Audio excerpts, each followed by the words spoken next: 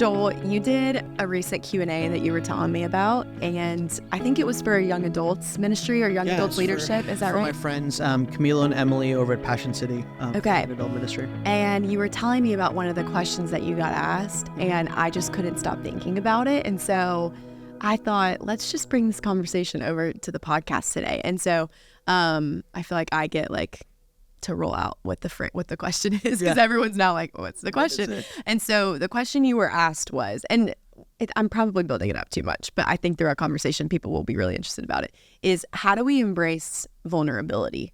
Mm-hmm. And I think that this question is so interesting because you and I were talking about our culture is kind of obsessed with vulnerability, unfiltered. It used to be the most filtered, let's throw on the Instagram filters. And now it's no, this is unfiltered.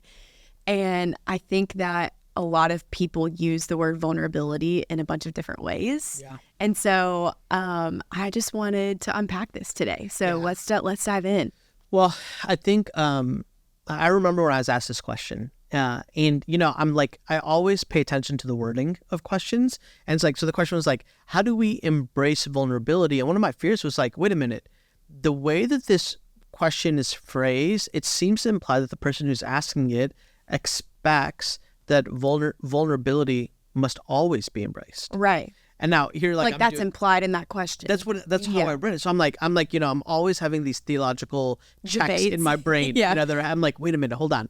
And so I'm asking this question, okay, what actually is vulnerability? Mm-hmm. And does the Bible actually call us to embrace vulnerability? Yeah, to all be the time, 100%, without any boundaries and without any restrictions.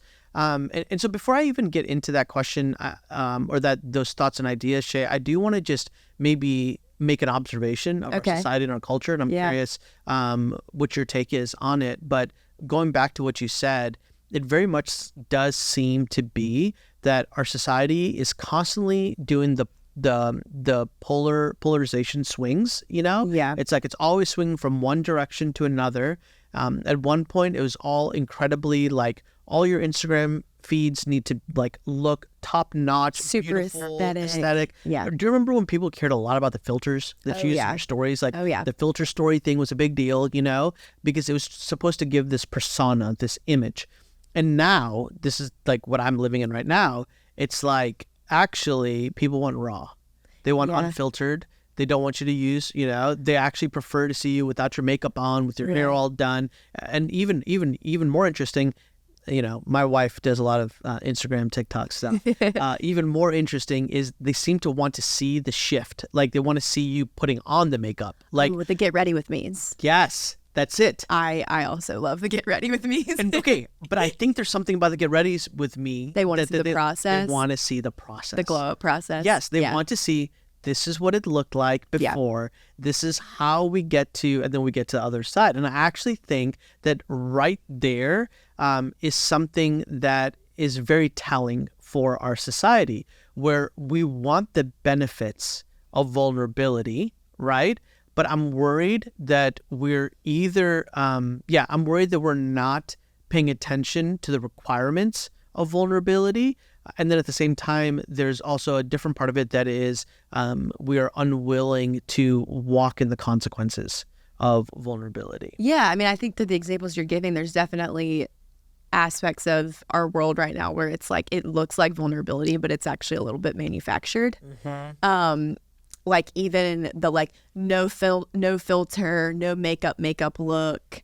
It's still very curated. It's very styled. It's you're not really doing I woke up like this. This is really what I look like kind of thing. It's it's still you found good lighting, and it's still a little you didn't just throw that together, Mm-hmm. So I think that's interesting. Also, it's weird for me because, or just funny, I guess, but I'm almost 30, and I grew up in high school and college where Instagram was still very casual. Mm-hmm. It was you only followed your friends. Influencers were not a thing.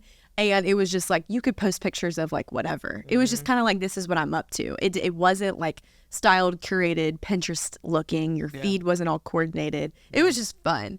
And so I have a friend that will often say let's make Instagram casual again. Let's start making it fun again. Let's post what we want to. And I think there's something to that where it's like, that's like fun and there is refreshing, but I wouldn't say that that's always what like sells or what like makes people even like famous. Yeah. But sometimes that like manufactured, or it appears to be a little bit manufactured. I don't want to like apply that to people that it's not true for them, but sometimes it's just, it can seem a little bit like inauthentic. And so that's where we've even talked about like this difference between authenticity and vulnerability. Do you want me to get into that a little bit? Okay. Because I remember when you were telling me this, I was like, I had the mind blown emoji. I was like, oh, this is it. This is the distinction that I was looking for. And you just crushed it. I've said before that like, I don't love being vulnerable. Okay. Like I'm a little bit more private. I keep my emotions kind of close to the chest. I don't like sharing my feelings. I've kind of been like this way even since like a child, where my mom would pick me up from school and she would say, "How was your day?" I'd say, "Good." And I wanted to move on. Like I did not want to open everything up and like divulge all my feelings and my thoughts. Like my 13-year-old right now. Yeah. My sister, opposite. She wants to run through everything, share all the details. Sounds like my 12-year-old right now. Yeah. That's okay. great. There's like both in every family, I'm sure. But I used to say like, I don't like being vulnerable. And then I just came to this realization of like to your point and to your earlier question, like, I don't know if I'm supposed to be vulnerable completely with everyone. I actually think that might lack some wisdom. But what I do want to be, and what I think is honorable and full of integrity, and I would even argue biblical, is to be authentic. Like, to be authentic means I'm not going to have a front. I'm not going to be someone that I'm not. I'm going to be true to who God's made me to be. I'm not going to like perform. I think that's being authentic. Whereas I think vulnerability is kind of sharing like the last 2%. I have a friend that will say that, like, where if we're kind of being like open and like sharing something, I'll be like, what's the last 2% of that you're like not wanting to say? That's vulnerable to me. Yeah. To say that. Well, I love that. And it actually fits the Latin word that vulnerability comes from. It's a Latin word, vulnare, and it means to be wounded, or to open yourself up to being wounded. And what you just described right there is that last 2 seconds of what you want to say. Yeah. That is the vulnare moment. Totally. That's that, oh, okay. And it feels costly. Yeah. But like when you say, like when you're saying wound, I'm like, well, no wonder that it feels so exposing and like raw, because it's like you're opening, are you saying like you're opening yourself up to potentially be like wounded? Like there's a cost to what you're saying. And it's, I think if I share this, it's like you could potentially like change what you think about me, or even hurt me, or betray me, or tell someone else that. And that has always felt really costly.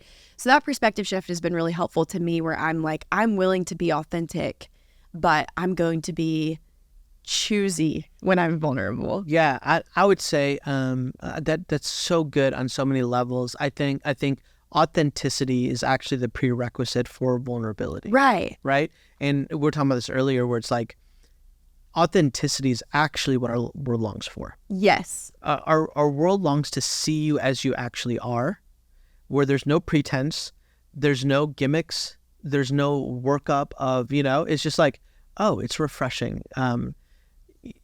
Somebody asked my kids once, they're like, when you're at home, like with your dad, is he always like studying the Bible, and is he always just like having like Bible theology questions? And my son Liam was hilarious.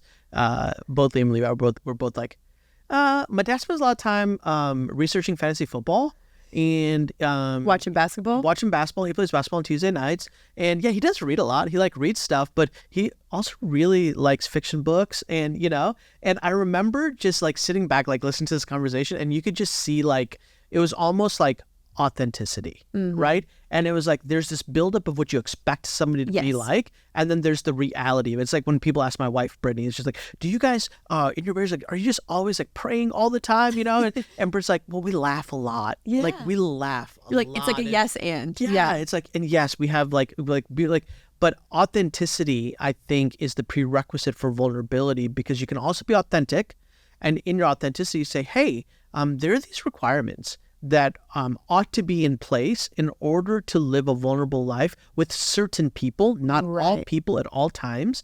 And I can authentically say, this is not the season.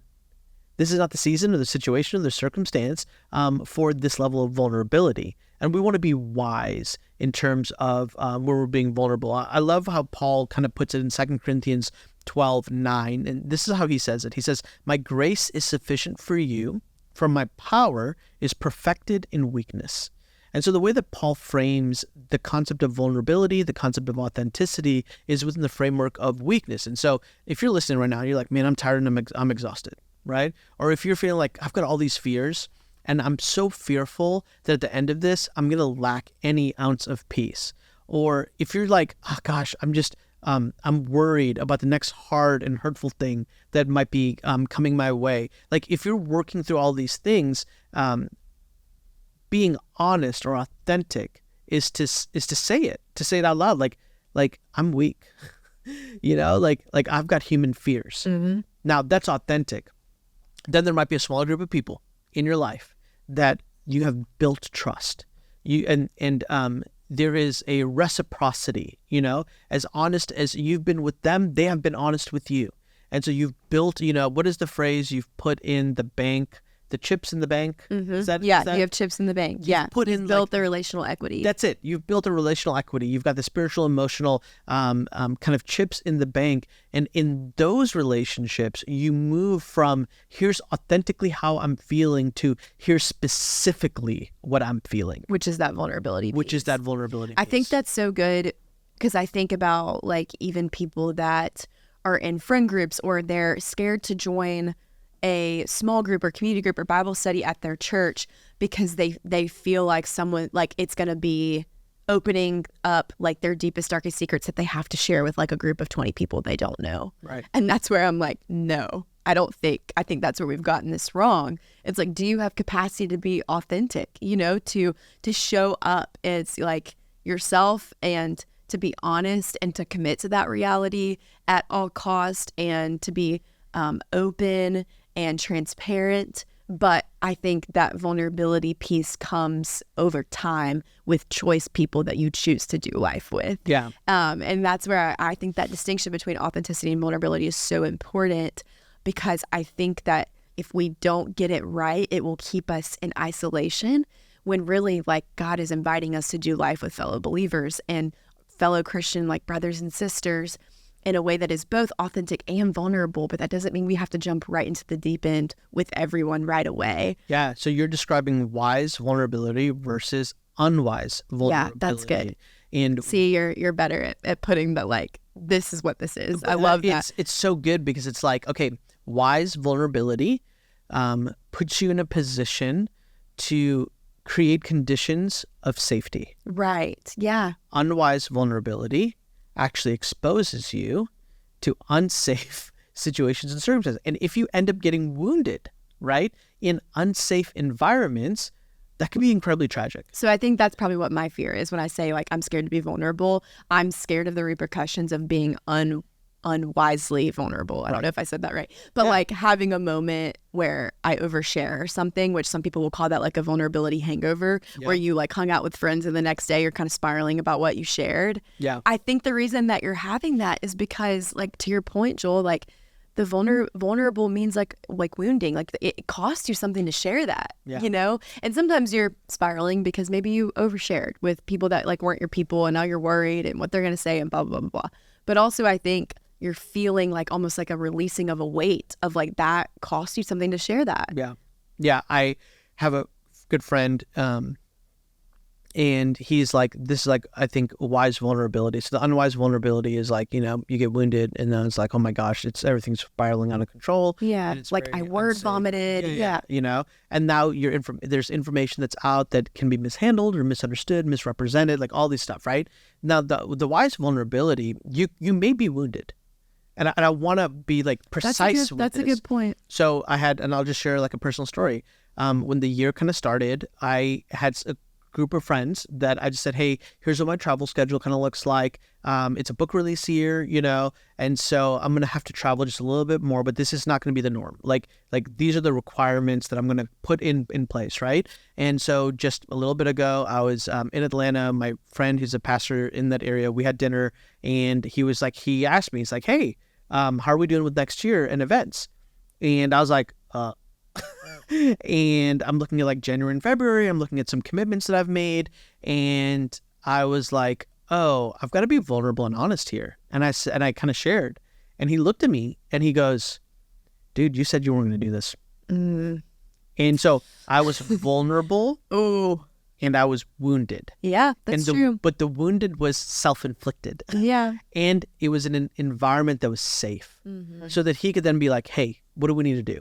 Yeah. You know, he was holding you accountable. Exactly. What you would ask him to do, which y'all have the relational equity to do that, for that exchange to happen. Exactly. And like there's a biblical principle here in Acts 2:41 through 42. I think sometimes people can, I want to say this carefully. I think sometimes they can over glorify, maybe that's not the right phrase, but they have this picture of the first century church that is like, you know, the famous phrasing is like, oh, all the believers had everything together and they gave, and there's this like, it's kind of like rose-colored glasses that they're looking through this with.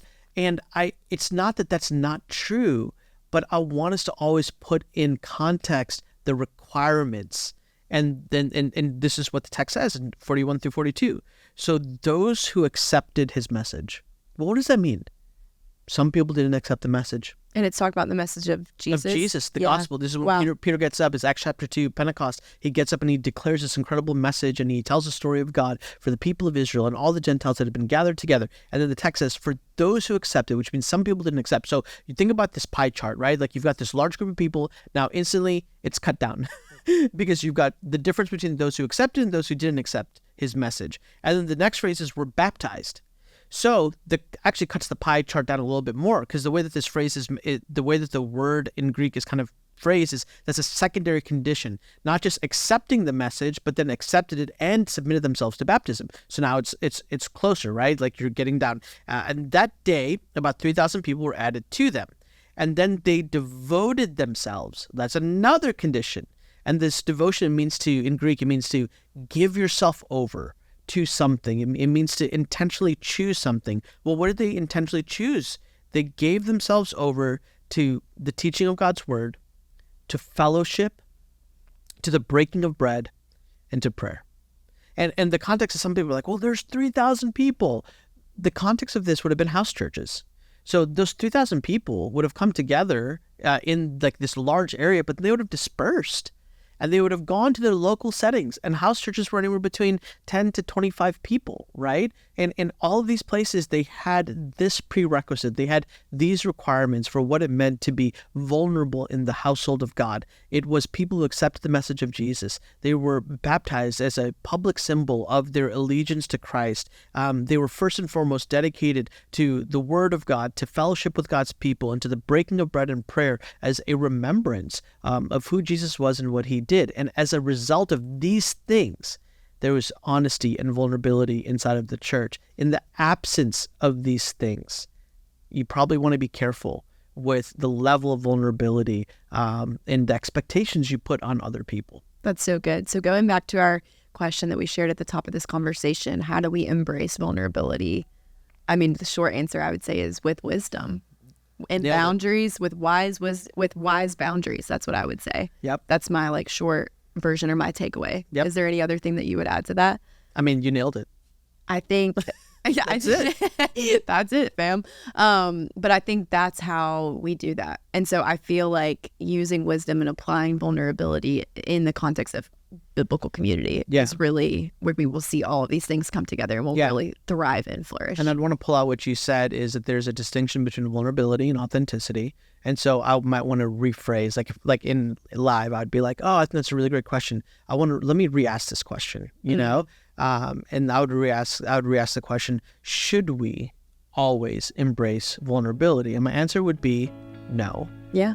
We should always embrace and pursue authenticity, and we should embrace vulnerability if it's wise and reasonable within the context and your life situation. I think that's so good.